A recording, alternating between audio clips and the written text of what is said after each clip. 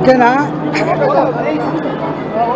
భారతీయ సంస్కృతి సాంప్రదాయం, ఈ భారతీయ అభిమానం అంతా కూడా స్త్రీలను గౌరవించే, స్త్రీలను పూజించేటువంటి దేశం.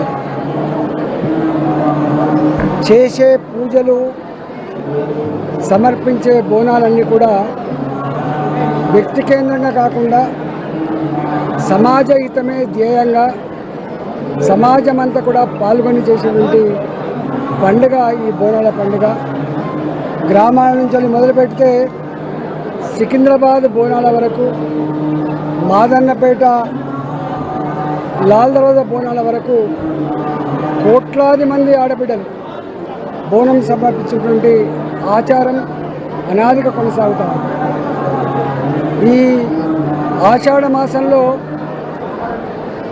ఆడబిడ్డలందరినీ కూడా మళ్ళీ తల్లిగారింటికి తోలుకొని వచ్చి ఆ గౌరవించుకొని పసుపు బియ్యం పెట్టుకొని ఆడబిడ్డల ఆశీర్వాదం తీసుకొని ఆడబిడ్డల్ని గౌరవించుకున్నటువంటి సనాతన సాంప్రదాయం ప్రపంచంలో ఎక్కడ లేదు. అది కేవలం తెలంగాణ ప్రాంతంలో మాత్రమే ఉంది. బతుకమ్మను ఆడుకున్న ఇవాళ లక్ష్మీదేవతలాగా ఆ పండుగలో కూడా మళ్ళీ స్త్రీలనే పూజించుకుంటాం.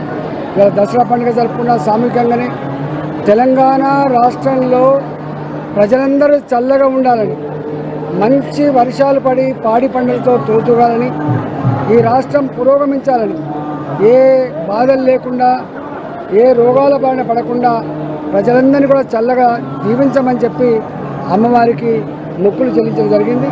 ఈ బోనాల పండుగ సందర్భంగా ప్రజలకు, మరీ ముఖ్యంగా మా ఆడబిడ్డలందరికీ కూడా శుభాకాంక్షలు.